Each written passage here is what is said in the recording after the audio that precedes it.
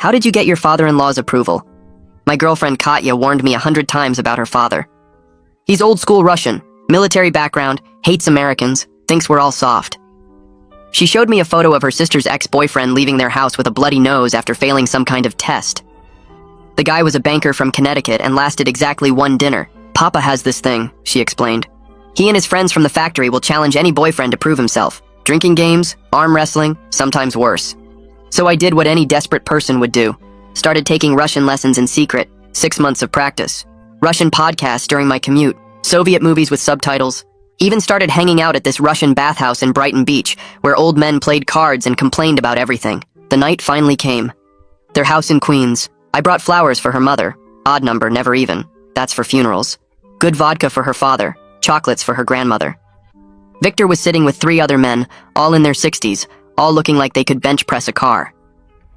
American boy wants to date my Katya, Victor said, barely looking up from his cards. The men were speaking Russian, making comments about my clothes. Too neat. My handshake. Acceptable. My chances. 0. They assumed I couldn't understand. $20 says he throws up before the 3rd shot, one said in Russian. Victor stood up. You know how we do things? You want my daughter? You drink with us. You refuse. You leave. He set down homemade samagon. Probably 140 proof. Clear as water. Strong enough to strip paint. No Zakuski until I say. No food between shots. Basically a death sentence. First shot. I knocked it back smooth. No face, no cough. The boy didn't flinch, Dmitri muttered in Russian.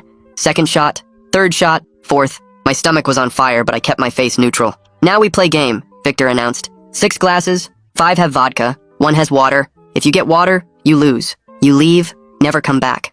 In Russian, Pavel whispered, they're all vodka. We just tell him 1 is water. I reached for the closest glass, downed it. Vodka, obviously. I lose? I asked in English, playing dumb. No, that was vodka. Continue. 5 rounds, 17 shots deep, these old Russians barely swaying while my liver screamed for mercy. He's still standing, Sergei said in Russian. The Connecticut boy passed out after 12. Let's see how he handles truth, Victor replied in Russian. Then in English, you want to marry my daughter? I love your daughter. Love. American word. Means nothing. He switched to Russian, talking to his friends. These Americans think love is enough. No understanding of sacrifice, of strength. At least he can drink, Dmitri admitted in Russian. But can he provide? He works with computers, Victor said dismissively in Russian. Soft hands. Katya could have married Alexei, Pavel added. Good Russian boy, owns 3 auto shops. Victor poured another round. Last test. You tell joke. Make us laugh. You fail, you leave. I stood up, swaying slightly. Started in English. A man walks into a bar.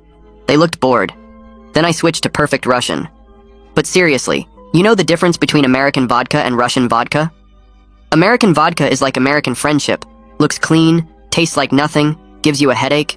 Russian vodka is like Russian friendship. Hurts at first, might kill you, but if you survive, you're brothers for life. Dead silence. Victor's shot glass stopped halfway to his mouth.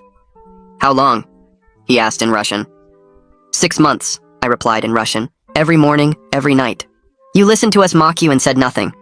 A wise man speaks when he has something to say. Victor walked over, put both hands on my shoulders. All vodka, every glass. We lied. I know. Pavel explained after the 2nd round. Victor laughed, really laughed. Katya, your American is actually Russian.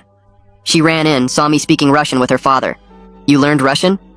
Surprise? That's when the room started properly spinning. Victor caught me before I hit the ground. I woke up 45 minutes later on the couch with the worst headache of my life. Victor was sitting next to me. You could have said something earlier. Saved yourself 20 shots. Would you have respected me? No. He paused. You marry her. I give permission. My heart exploded with joy. Victor, the impossible father-in-law, had given his blessing. I stumbled to the bathroom to splash water on my face, already imagining telling Katya the good news. She'd gone upstairs earlier, probably to let her father handle me. I was about to knock on her door when I heard her voice through the thin walls. On the phone, speaking Russian, I froze, my hand an inch from the door. We can't sleep together anymore, she was saying in Russian. I'll tell my boyfriend I got pregnant. My blood turned to ice water. Suddenly sober. No, Alexei, listen to me. The same Alexei who owned 3 auto shops. It's getting too complicated. Silence. Then, fine. One more time.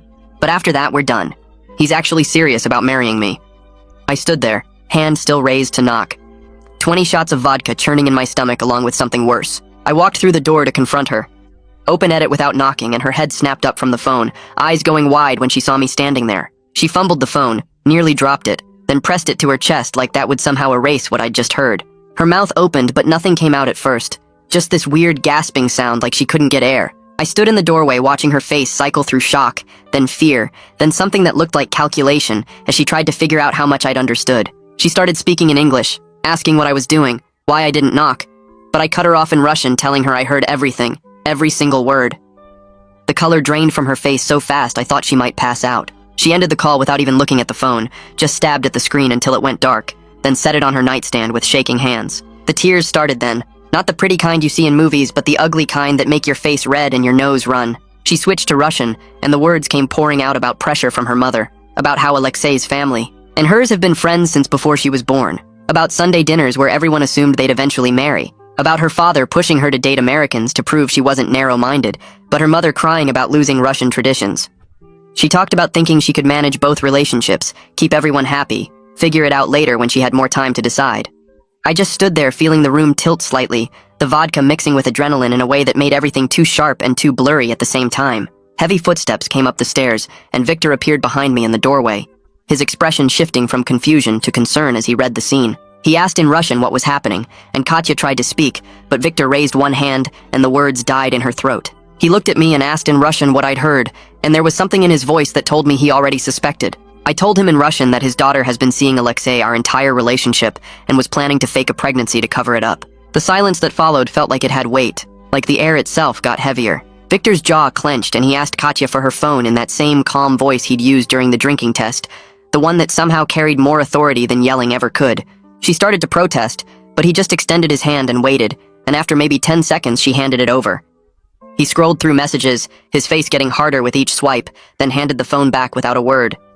He told her in Russian that she'd shamed herself and their family, that dishonesty was worse than any choice she could have made honestly, that he'd rather she'd told him she wanted to marry Alexei than watch her lie to everyone.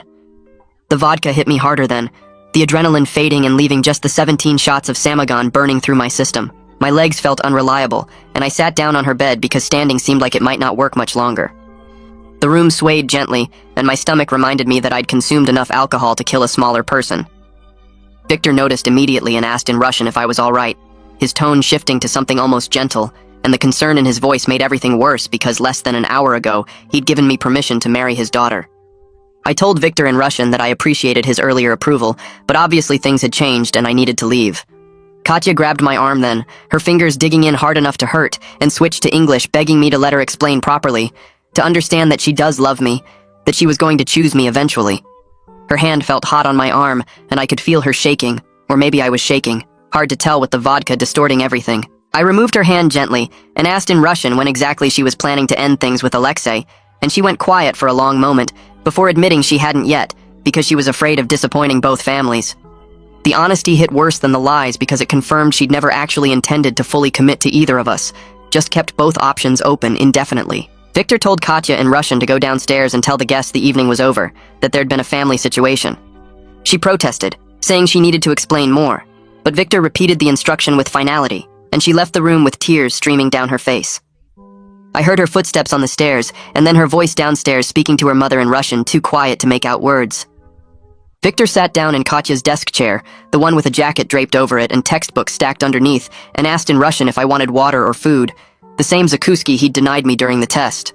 I accepted water because my mouth felt like I'd been chewing sand, and my head had started pounding in rhythm with my heartbeat. He left and came back maybe 2 minutes later with a large glass of water and some bread on a small plate, setting both on the nightstand next to Katya's phone. He told me in Russian that I'd earned his respect tonight, but he'd understand if I wanted nothing to do with his family now. I drank half the water in one long gulp and told him I needed time to think clearly, that 17 shots of Samagon wasn't the best state for major decisions. Victor actually smiled slightly at that and said in Russian that I'd held my alcohol better than most men twice my age, and it was a shame his daughter couldn't be honest like I was. The compliment felt surreal sitting in his daughter's bedroom, processing her betrayal while he praised my drinking capacity. I asked Victor in Russian if he'd known about Alexei, and he admitted he knew they had history, but thought it ended when Katya started dating me. He said in Russian that he wouldn't have put me through the test if he'd known she was dishonoring both relationships, that the whole point was testing worthiness for a woman who deserved it. Downstairs I heard voices, and then the front door closing as guests left, Dmitri's voice saying something about coming back another time, Pavel thanking Natalia for the evening. I realized I'd have to walk past everyone to get out of this house, and the thought made my stomach turn. Victor seemed to read my mind and offered in Russian to have me leave through the back door to avoid questions. I told him in Russian that I'd rather walk out the front door with my head up, that I had nothing to hide or be ashamed of. Victor studied my face for a long moment, then nodded slowly and said in Russian that this was exactly why he gave his blessing in the first place, that I had the kind of strength his daughter clearly lacked. The words hit hard because they confirmed what I was feeling, but didn't want to admit. We walked downstairs together, Victor slightly ahead of me like he was leading the way, and I could hear voices getting louder as we got closer to the living room. Dmitri, Pavel, and Sergei were standing near the couch looking confused and uncomfortable, while Katya stood by the kitchen doorway talking rapidly to her mother in Russian, her hands moving in quick gestures. Everyone went completely silent when Victor and I appeared at the bottom of the stairs.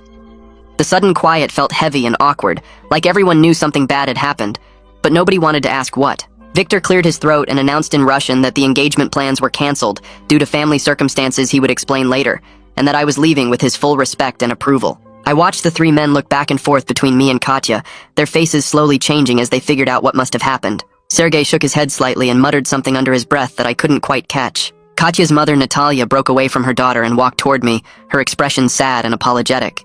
She said in heavily accented English that she was very sorry for whatever had happened tonight, and I thanked her in Russian for the wonderful hospitality and the food. Her eyes widened with surprise when she heard me speak Russian. Then her face fell as the realization hit her that I probably understood every word of every conversation that happened in this house tonight. She touched my arm gently and said something in Russian about wishing things could have been different. I grabbed my jacket from the coat rack near the door and picked up the bottle of vodka I'd brought, which was still sitting unopened on the side table since we'd spent the whole night drinking Victor's homemade samagon instead. Pavel stepped forward and stopped me just as I reached for the doorknob, saying in Russian that I was welcome at the factory card games any Tuesday night, that I'd proven myself tonight regardless of what his daughter chose to do. The invitation surprised me and I thanked him, though I had no idea if I'd ever actually take him up on it. I pulled open the front door, and the cold November air hit me like a physical force, sharp and biting after the warmth of the house. I had to grab onto the porch railing to steady myself because suddenly the full weight of everything crashed down at once. The 17 shots of vodka and the emotional destruction combining into something that made my legs feel weak and unreliable. My hands were shaking as I pulled out my phone to call a car, because driving was absolutely impossible in my current state. The screen was too bright and the letters kept swimming around, making it hard to focus on the app. I managed to request a ride, and then just stood there on the porch, breathing the cold air and trying not to think about Katya inside, probably crying to her mother. While I waited, I opened my texts and messaged my friend Walt, asking if I could crash at his place tonight because I couldn't face going back to my empty apartment yet. He responded within maybe 30 seconds asking if I was okay and saying his door was open whenever I got there. The car showed up about 10 minutes later, some guy in a Honda who took one look at me and didn't try to make conversation. The ride to Walt's apartment in Brooklyn was mostly a blur of streetlights and traffic signals, my head pressed against the cold window while my stomach churned and rolled. I kept replaying Katya's phone conversation in my mind, hearing her voice saying those words about sleeping with Alexei one more time, about telling me she was pregnant. The driver had to say my name twice when we arrived, because I was so lost in my own head. I stumbled out of the car and up the steps to Walt's building, my fingers clumsy on the buzzer. Walt met me at his apartment door and I barely made it past him to the bathroom before throwing up violently, my body finally rejecting all that vodka. He held my hair back without saying anything, then got me water and helped me to his couch when I was done. I passed out almost immediately, still wearing my jacket. I woke up at 4 in the morning with the absolute worst hangover of my entire life, my head pounding so hard I could feel my pulse in my eyeballs and my stomach still doing flips. But the physical pain was somehow nothing compared to the emotional pain of replaying that phone conversation over and over in my mind. Walt had left 2 ibuprofen and a bottle of blue Gatorade on the coffee table next to me, along with a note written on a napkin saying he was in his room if I needed anything. I took the pills and drank half the Gatorade, then just lay there staring at the ceiling in the dark. I spent the next few hours like that, watching the room slowly get lighter as the sun came up, my phone sitting on my chest. Around 6, I finally looked at it and saw 3 missed calls from Katya and 1 long text message written entirely in Russian. She was apologizing and asking to talk, explaining that things were complicated and she needed to make me understand what really happened. I read it twice and then just put the phone face down on the coffee table because I honestly had no idea what to say or if there was even anything left worth saying between us. I stayed like that for another hour, the phone getting heavier on my chest with each minute that passed. Around 7, I heard Walt's bedroom door open and his footsteps padding to the kitchen. The coffee maker started gurgling and the smell of brewing coffee filled the apartment, somehow making my headache worse and better at the same time. He didn't say anything, just moved around the kitchen making noise that let me know he was there if I needed him. I sat up slowly, my head pounding with every movement, and walked to the kitchen table where he'd set out 2 mugs. He poured coffee into both and sat down across from me, waiting. I started talking in English, telling him everything from the beginning. 6 months of Russian lessons, the podcast during my commute, the old men at the bathhouse, the drinking test with Victor and his friends, 17 shots of Samagon, Victor giving his blessing, walking upstairs to tell Katya the good news, hearing her voice through the door speaking Russian to Alexei, the affair, the pregnancy plan, Victor reading the messages. All of it came out in one long stream while Walt just listened and drank his coffee and didn't interrupt once. When I finished, he refilled both our mugs and sat back in his chair. He asked if I was planning to give Katya a chance to explain herself. I told him I didn't know if explanations mattered when the basic facts were so clear. She'd been sleeping with Alexei our entire relationship. She'd planned to fake a pregnancy. What explanation could possibly change those things? Walt nodded and took another sip of coffee before pointing out that I'd invested 6 months in learning an entire language for this relationship. Maybe I owed it to myself to have one final conversation with clarity instead of vodka. Not for her sake, but for mine. To actually hear what she had to say without being drunk and shocked. To ask the questions that would keep me up at night if I didn't ask them now. I sat there thinking about that while my coffee got cold. He was right. I needed to hear it from her directly. Needed to understand what actually happened. Needed to close this properly instead of just running away from it. I pulled out my phone and typed out a message in Russian, saying I'd meet her tomorrow at a neutral location to talk, but I wasn't making any promises about the outcome. Her response came back within maybe 20 seconds, also in Russian, thanking me and suggesting a coffee shop in Manhattan that was halfway between our apartments. I confirmed the time and put my phone away. The rest of the day passed in a weird fog of physical recovery. Walt ordered Chinese food around noon, and we ate it while watching some mindless action movie on TV. He gave me space to process everything without being completely alone, which was exactly what I needed. He didn't ask more questions or try to give advice, just existed in the same space and let me work through things in my head. I kept running through every interaction with Katya over the past 6 months, trying to spot the signs I'd missed. The times she'd been unavailable or vague about her plans. The weekends she said she was visiting family, the nights she couldn't stay over because of early morning commitments.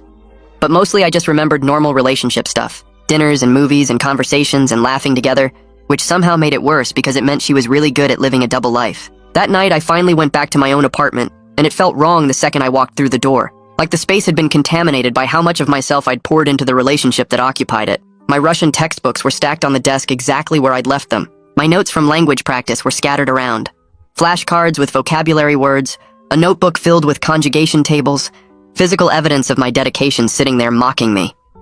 I spent an hour going through my phone and laptop, looking at messages and photos with Katya, trying to spot the lies in retrospect. There was a photo from 3 weeks ago where we'd gone to this Russian restaurant in Brighton Beach, and she'd been so happy that I could order in Russian.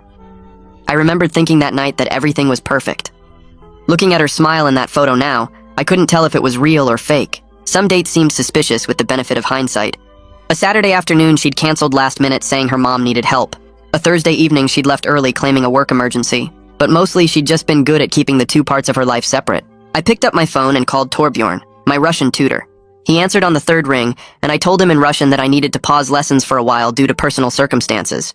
He asked if everything was okay, and I gave him a brief version of events. Learning Russian to impress girlfriend's father. Passing the test, discovering the affair. He was quiet for a moment, and then said in Russian that at least my language skills were real, even if the relationship wasn't. The comment hit me harder than I expected because it was true. I genuinely love the Russian language and culture now. The way words fit together, the history behind certain phrases. The different mindset you had to adopt to think in Russian instead of English. But it was all tangled up with my motivation for learning.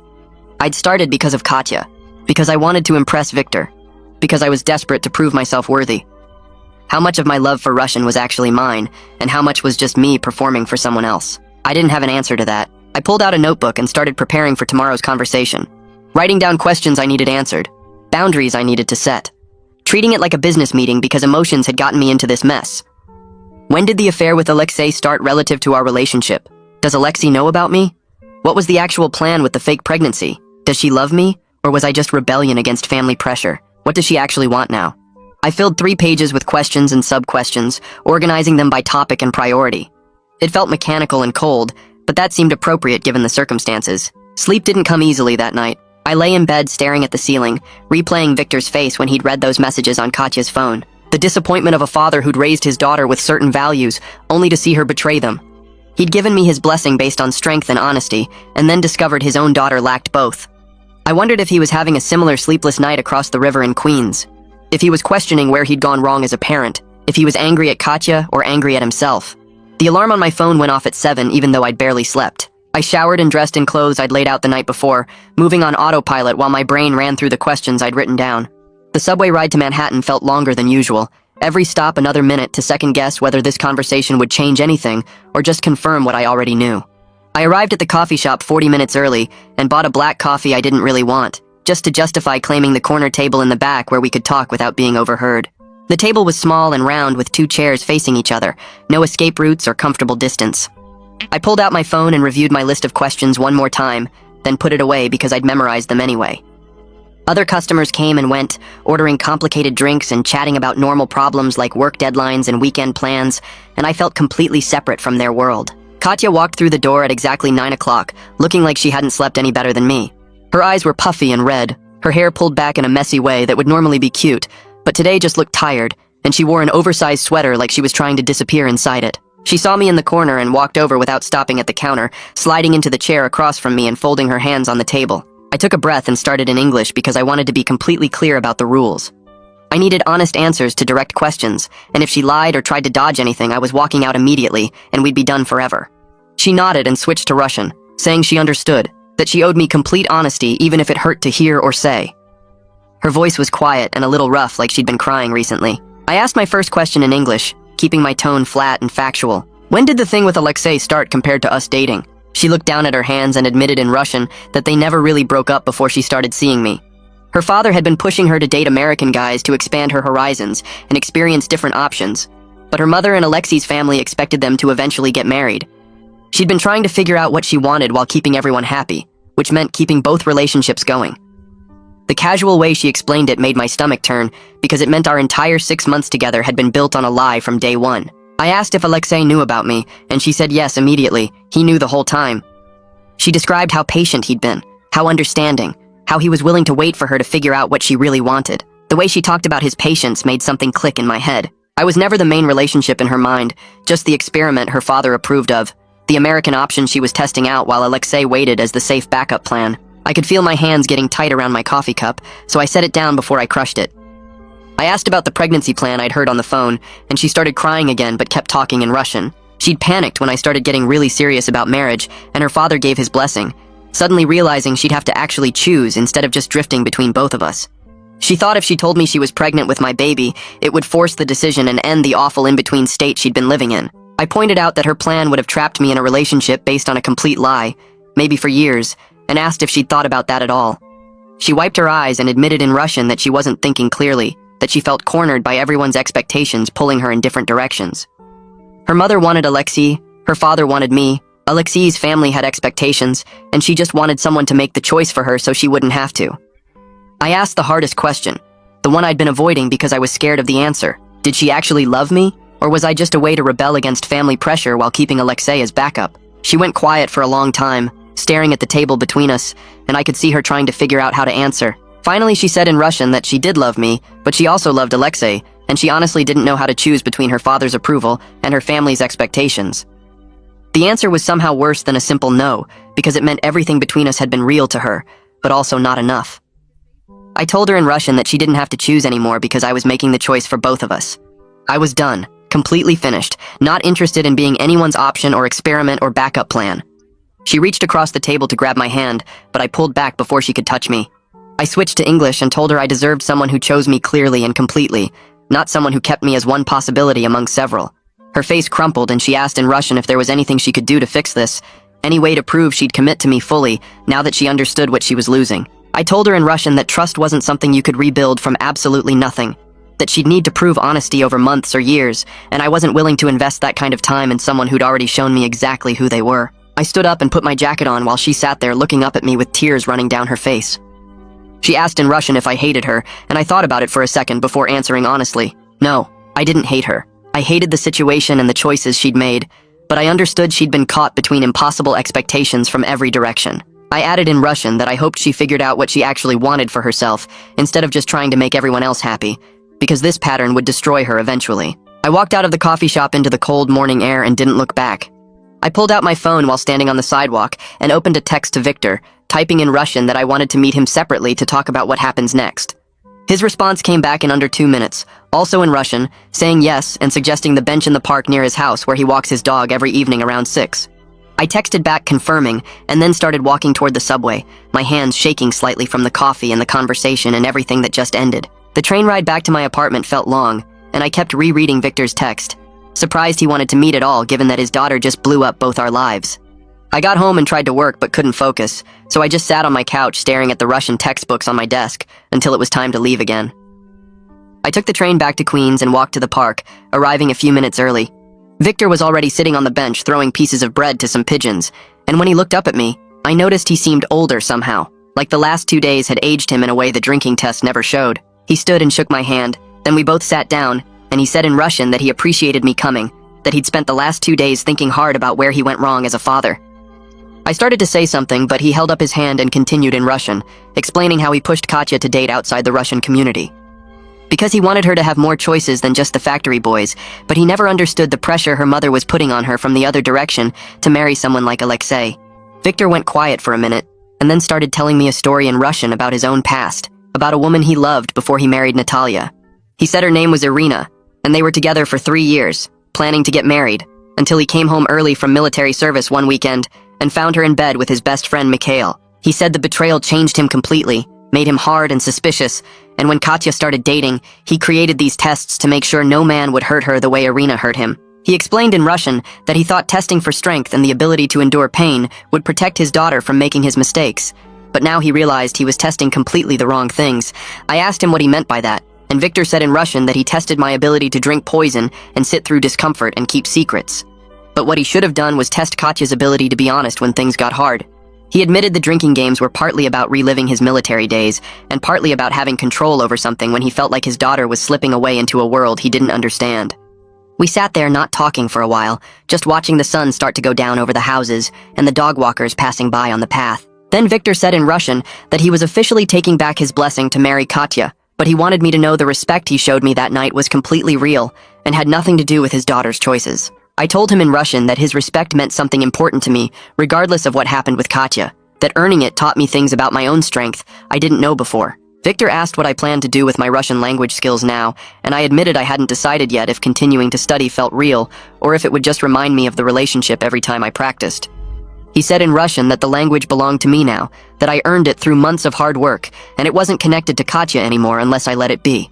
Before we stood up to leave, Victor pulled out his phone and made me save his number, then said in Russian that I was welcome any time at the factory card games on Thursday nights, or at the bathhouse on weekends, that the community didn't have to be closed off to me just because his daughter made bad choices. The offer caught me off guard, but I thanked him and said I'd think about it, and we shook hands again before walking in opposite directions. The next week I buried myself in work and avoided anything connected to Russian language or culture, letting it all sit untouched while I tried to figure out who I was without the relationship defining me. My apartment felt too quiet, and I kept noticing small things that reminded me of Katya, like the Russian tea she liked in my cabinet, or the photo of us at Coney Island stuck to my fridge. Walt texted me every day checking in, and on Friday he came over with pizza and beer, and we watched basketball without talking about anything serious until the third quarter, when he said I should probably talk to someone professional about processing everything that happened. I knew he was right because I wasn't sleeping well, and I kept having imaginary conversations with Katya in my head where I said all the things I didn't say at the coffee shop. On Monday morning, I looked up therapists who dealt with relationship stuff and found Denise McHugh, who had good reviews and specialized in trauma from betrayal and identity issues. I called her office and got an appointment for Wednesday afternoon, and when the day came, I showed up 15 minutes early because I'm always early to everything. Her office was in a building near Union Square with comfortable chairs and plants everywhere, and when she called me in, she had me sit on a couch while she sat in a chair across from me with a notepad. I explained the whole situation from start to finish. From the 6 months of secret Russian lessons, to Victor's drinking test, to overhearing Katya's phone call, and Denise listened without interrupting and took notes occasionally. When I finished, she asked me why I thought I chose such a complicated approach to winning Victor's approval, instead of just being myself, and the question hit me harder than I expected, because I didn't have a good answer ready. I sat there staring at Denise, my mind going back through all those early mornings with Russian podcasts, all those nights watching Soviet movies with subtitles, all those weekends at the bathhouse listening to old men argue about politics. She leaned forward and asked me what I was thinking about, and I told her I was trying to figure out if any of it meant anything, now that the whole reason for doing it turned out to be fake. Denise shook her head and said the reason might have started with Katya, but somewhere along the way it became about me, about proving I could commit to something hard and see it through. She pointed out that most people talk about learning languages, but I actually did it. That I showed up every single day for 6 months and pushed through the frustration and the difficulty. I asked her how that was supposed to help me now, and she said those qualities don't disappear just because one relationship ended. That dedication and discipline follow you into everything else you do. The session ended with her giving me homework to write down 3 things I learned about myself through the whole experience that had nothing to do with Katya or Victor. I left her office feeling slightly less like everything had been a waste, though I still wasn't ready to open my Russian textbooks or listen to any podcasts.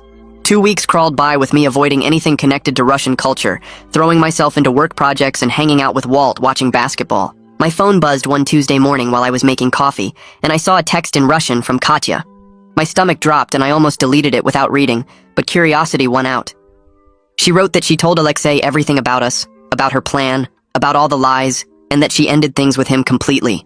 She said she needed time alone to figure out who she actually was, instead of who everyone expected her to be. That she was sorry for the pain she caused both of us. I read it 3 times, translated every word carefully in my head to make sure I understood correctly. Part of me felt good that she finally told the truth to everyone, that she stopped hiding and manipulating. Another part felt sad because it meant she was really dealing with consequences now, facing her family's disappointment and Alexei's anger and her own guilt. I typed out a response twice and deleted it both times, finally deciding that silence was the right answer. She needed to figure herself out without me responding or engaging or giving her any kind of validation. I put my phone down and finished making my coffee, noticing that my hand was steady and my chest didn't feel tight anymore. 3 days later, Victor texted me in Russian with an update I wasn't expecting. He said Katya moved out of the family house temporarily to stay with a friend, that everyone needed space to process everything that happened. He told me the whole family started going to therapy together, working through the cultural pressure issues that contributed to the situation. He wrote that Natalia finally admitted she'd been pushing Katya toward Alexei behind his back, while he was pushing her toward American boyfriends, and Katya got caught in the middle trying to please everyone. Victor said he took responsibility for creating impossible standards and using his drinking tests as a way to control who his daughters dated. The message was longer than anything he'd sent before, more open and honest than I'd ever heard him be. He ended by saying he hoped I was doing okay, and that the invitation to card games and the bathhouse still stood whenever I was ready. I wrote back thanking him for the update and telling him I appreciated his honesty, that maybe I'd take him up on the bathhouse invitation soon. It felt strange maintaining a relationship with my ex-girlfriend's father, but the connection felt real in a way that had nothing to do with Katya anymore. Saturday morning came and I woke up early without setting an alarm, my body still programmed from months of early Russian study sessions. I lay in bed for a while thinking about Denise's homework assignment, about what I'd actually learned through everything. Then I got up, got dressed, and took the subway to Brighton Beach without really deciding to do it. The bathhouse looked exactly the same as it had 6 months ago, when I first started coming here. Same faded sign, same old men shuffling in with their towels. I paid my entry fee and headed inside, the familiar smell of steam and eucalyptus hitting me immediately. I found a spot on one of the wooden benches and just sat there listening to the men around me speaking Russian, complaining about their health and politics and their ungrateful children. For the first time in weeks, I let myself actually hear the language instead of avoiding it. Let the words wash over me without connecting them to Katya, or the test, or any of the pain. I realized I was here because I wanted to be, because I liked the heat and the atmosphere and the feeling of understanding conversations happening around me. Pavel spotted me from across the room, and his face broke into a smile, waving me over to where he sat with Dmitri and Sergei playing cards. I stood up and walked over, accepting the cards Pavel dealt me, and settled into the game feeling like maybe the 6 months weren't completely wasted after all. I'd learned a language that now belonged to me, earned respect from people who didn't give it easily, and discovered I was strong enough to walk away from someone I loved when staying would have meant accepting lies. The cards felt good in my hands, and the Russian banter felt natural coming out of my mouth, and I realized this was mine now, regardless of how it started. So that's the complete breakdown of how language learning for relationship purposes became genuine cultural connection, despite betrayal. If you found this analysis of cross-cultural relationships informative, hit that like button. Subscribe for more detailed stories about navigating identity and boundaries, and I've linked resources on language learning motivation in the description. Thanks for watching.